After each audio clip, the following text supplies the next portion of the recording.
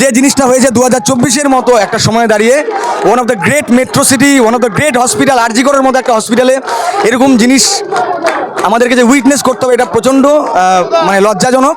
যেটা হওয়া দরকার ছিল এতদিনও হয়নি যখন, তাহলে এটা আমাদের একদম মানে সবাই মিলে একজোট হয়ে নেমেছি। দেখতে পাচ্ছ এতদিন ধরে চলছে আমাদের প্রোটেস্ট, আর আমি চাই এই আওয়াজটা মানে থামুক না, এই আওয়াজটা চলতে থাকুক যতক্ষণ না আমরা জাস্টিস পাচ্ছি, ততক্ষণ এই আওয়াজটা চলুক।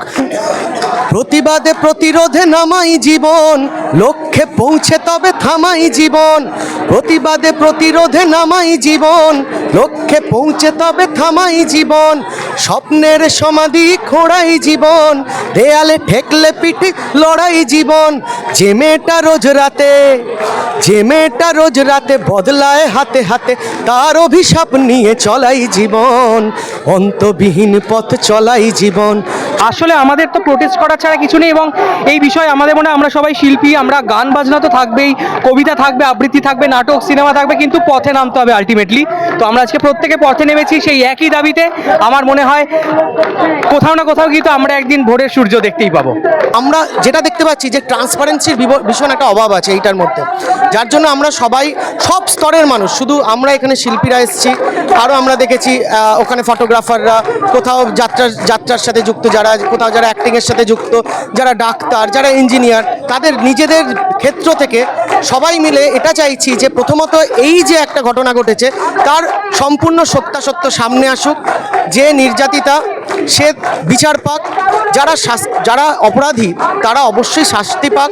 আর আমরা কেউ এক্সপেক্ট করিনি যে এরকমও ঘটনা এখনও ঘটতে পারে 2024 সালে দাঁড়িয়ে, যেখানে আমরা এআই নিয়ে কথা বলি, সেখানে মানুষ এত ব্যাকডেটেড।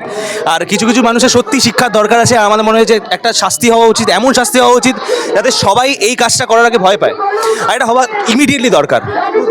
আমরা সবাই এখানে যত মানুষ আছে বা বিগত দিনগুলোতেও যে সমস্ত মিছিলে যে সমস্ত মানুষ পার্টিসিপেট করেছিল, আজকেও যারা আছে সবার, আবার বলছি, জাতি ধর্ম পার্টি পলিটিক্স নির্বিশেষে সবার একটাই দাবি, একটাই সবার প্রেয়ার যে বিচার হোক, আর কিছু চাই না।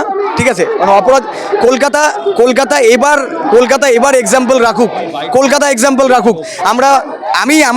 আমি অনেক দিন থেকে শুনে আসছি যে এবার এমন কিছু একটা করব যাতে আর কেউ সাহস না পায়।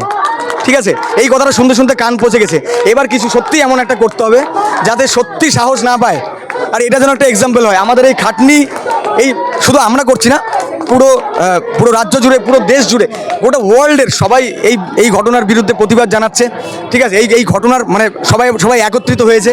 তো এটা যেন একটা সো কল্ড নিউজ হয়ে না থেকে যায়, এটা যেন একটা এক্সাম্পল তৈরি হয়। হ্যাঁ, সত্যি যেন একটা এক্সাম্পল তৈরি হয়, এটাই চাই, এটাই প্রে করি। সবাই সবটা জানে, আবার সবাই অনেক কিছু জেনেও না জানার ভান করছে, কিন্তু আমরা একটাই প্রতিবাদী মন্ত্র নিয়ে আজকে এগিয়ে চলেছি যে আমরা নির্যাতিতার সঠিক বিচার চাই, এবং সেই বিচার যত শীঘ্রই সঠিক বিচার আমরা পাবো, আমার মনে হয় আমাদের সকলের মধ্যে একটা শান্তি বিরাজ করবে, এবং আমরা ততক্ষণ অবধি পথে নামবো, ততক্ষণ অবধি আমরা রাস্তায় নামবো। আশা করব যে আমাদের যারা গভর্নমেন্টে আছেন, রাজ্য সরকারে বা কেন্দ্র সরকারে, তারা সত্যি আমাদের সুরক্ষা দেবেন। এবং শুধু মা দুর্গারা তো আমাদের সারা ভারতে যারা মা দুর্গা আছেন, আমরা জানি অন্য রাজ্যেও হয়েছে, এই রাজ্যেও হচ্ছে, যাতে সব মেয়েরা সুরক্ষিত থাকে, সব ছেলেরাও, শুধু বলবো না এটা কোনো জেন্ডার বায়াসড হয়ে বলবো না, সব ধর্ম, সব জাতি, সব বর্ণ, সব লেভেলের, আর্থিকভাবে সে বড়লোক হোক বা সে আর্থিকভাবে পুয়ার হোক, গরিব হোক, সবার যেন সুরক্ষা থাকে। এই সিচুয়েশনটা তো খুব অভূতপূর্ব, মানে এর আগে এরকম সিচুয়েশনে আমরা দেখিনি যে একজন ডাক্তার সে চিকিৎসা করছে রাত জেগে, তাকে আজকে এইরকম একটা পরিণতিতে পর্যবসিত হলো, এবং সবথেকে বড় কথা খুব মিসহ্যান্ডেলড হলো পুরো ব্যাপারটা, যার জন্য মানুষের হয়তো ক্ষোভ এসছে।